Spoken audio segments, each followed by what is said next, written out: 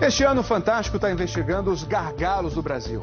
Já mostramos bilhões de reais desperdiçados no sistema elétrico e na transposição do Rio São Francisco. Chegou a hora da série Brasil, quem paga é você. Sônia Bride, qual é o tema dessa noite? Tadeu, hoje nós vamos falar de ferrovias e portos. No preço de tudo que a gente compra, 20% são custo do transporte. Tá R$2 em cada 10, Tadeu. É muita coisa. E a consequência a gente vê. Este ano o Brasil teve uma super safra de grãos. E a comida ficou mais barata? Não ficou. Isso porque o preço do transporte fica mais caro ano a ano. De 2003 até 2011, o frete desde a lavoura mais do que triplicou. É uma situação absurda, Sônia. E essa conta acaba sendo de todos nós.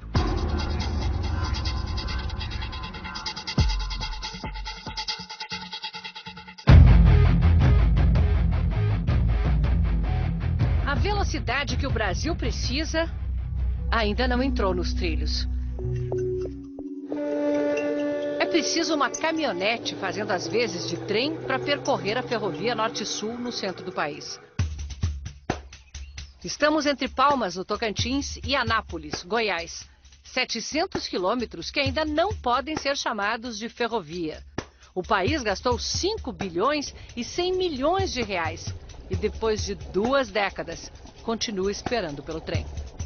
Depois da obra toda paga, ficaram tantos problemas acumulados que o Brasil ainda vai precisar gastar 400 milhões de reais.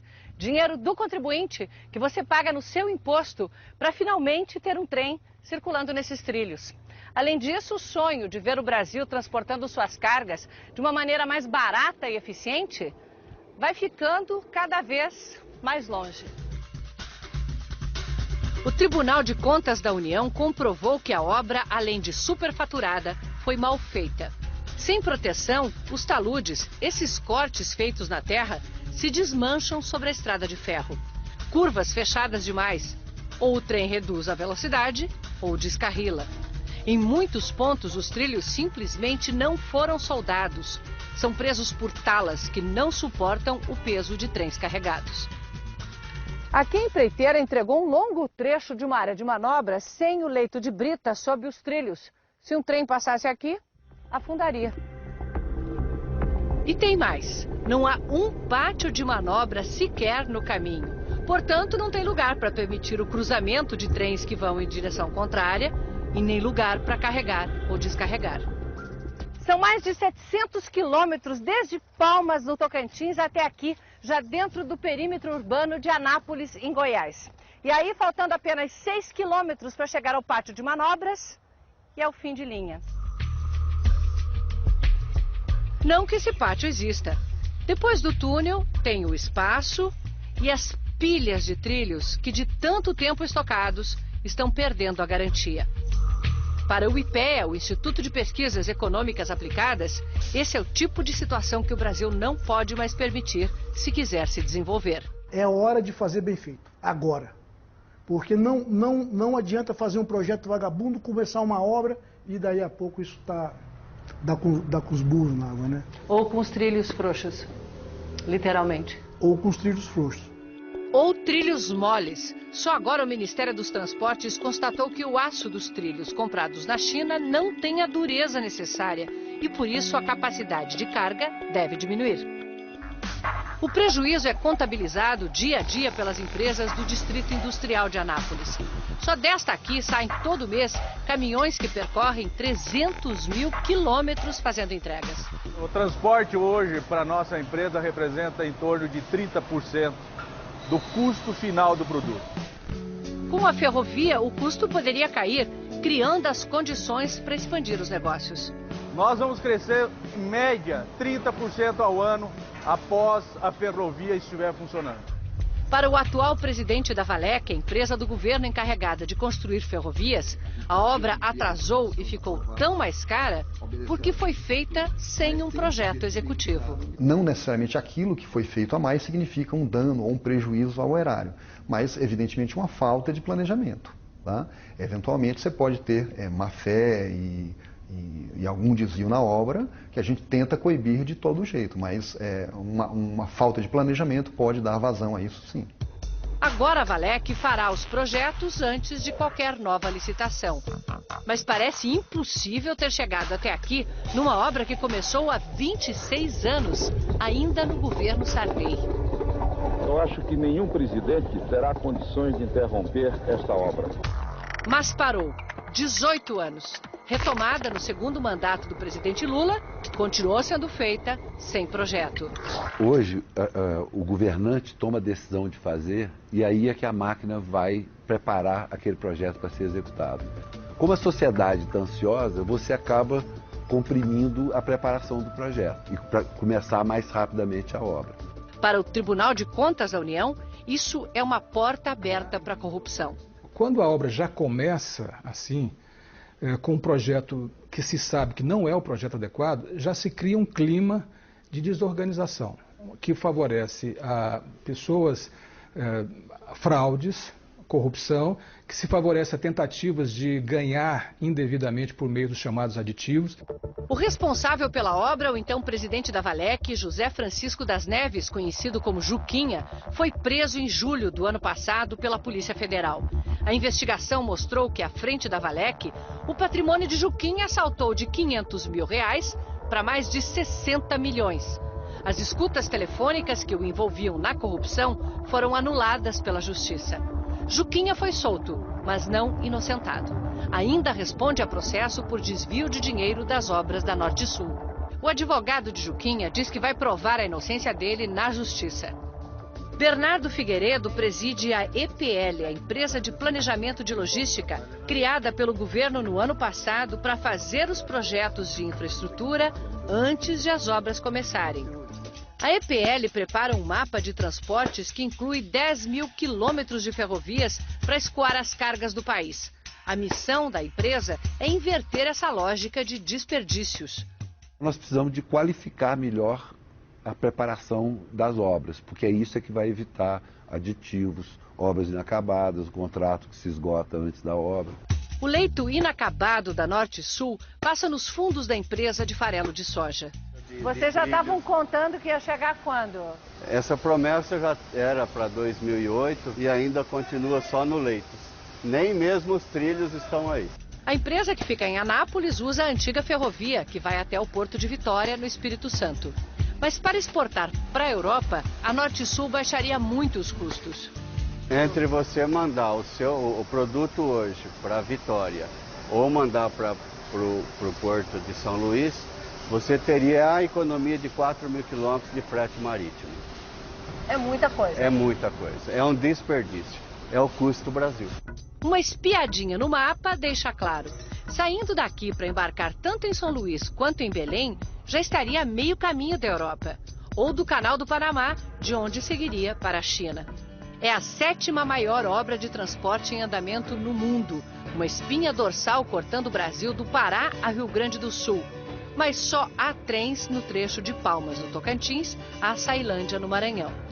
Lá, a Norte-Sul se encontra com a estrada de ferro Carajás, que chega ao porto do Itaqui, em São Luís, no Maranhão. Outros 2 trechos estão em obras. O resto nem começou.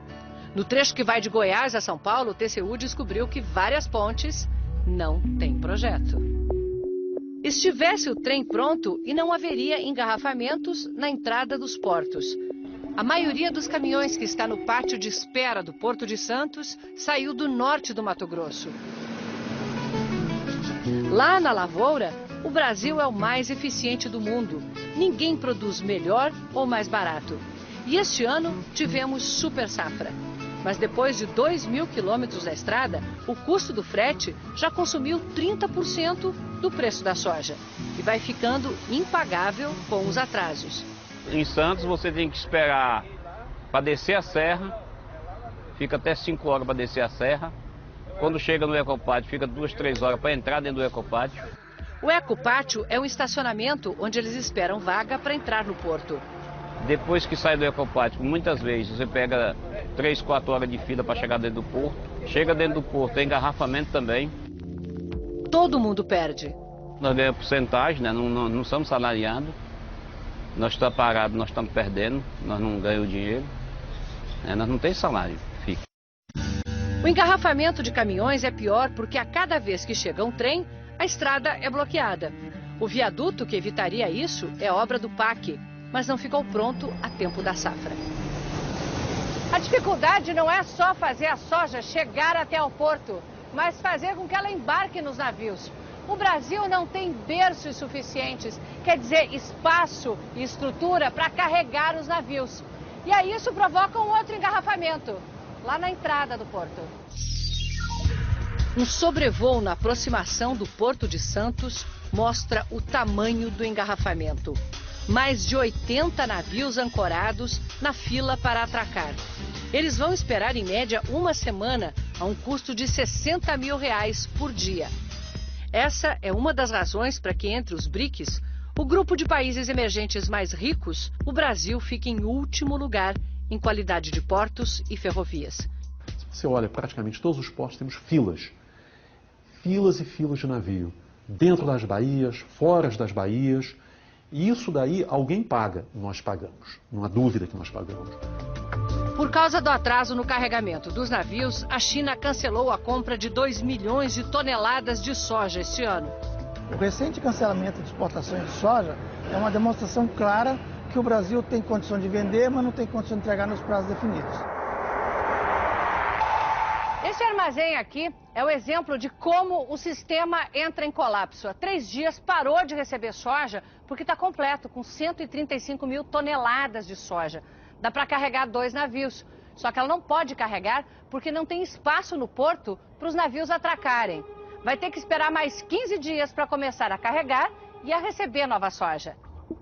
A empresa dona deste armazém divide apenas um leito com outras 3. Assim, só consegue carregar 2 navios por mês. Pelo menos um gargalo começou a ser resolvido.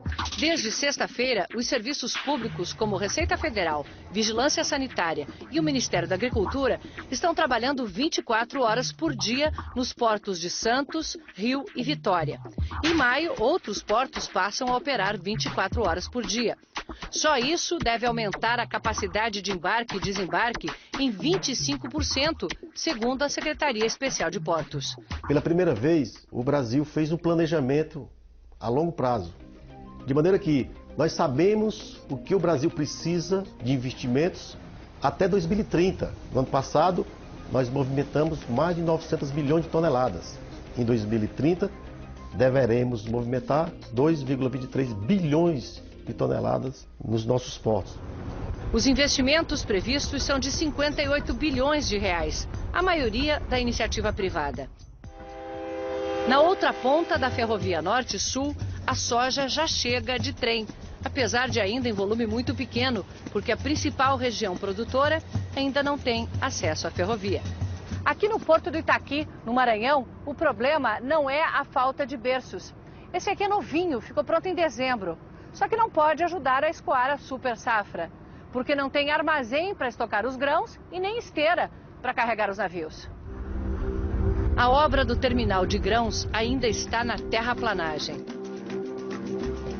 Ao lado, num terminal privado de uma empresa de mineração, mais de 3 milhões de toneladas de soja chegam de trem todo ano. É fácil ver como é mais eficiente. Um trem de 80 vagões é descarregado em 8 horas. A mesma carga precisaria de 240 caminhões e 60 horas de descarga. Só que para embarcar no navio, essa soja precisa dividir esteira com ferro.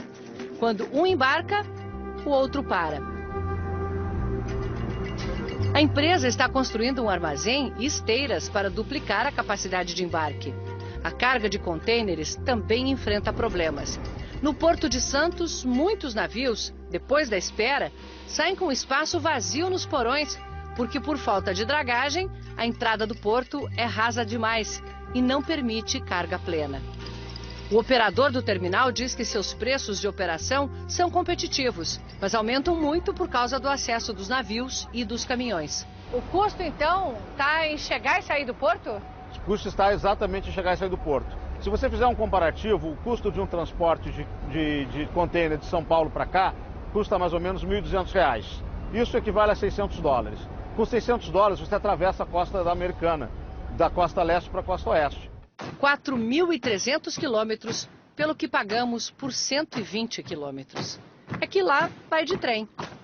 Se a ferrovia Norte-Sul estivesse pronta, o Brasil também sentiria o impacto de redução de custos. E, em vez de esvaziar, encheria os cofres públicos. De 2007 até agora, teria faturado 12 bilhões de reais, suficientes para pagar a obra e lucrar 50%. Quanta ineficiência, né?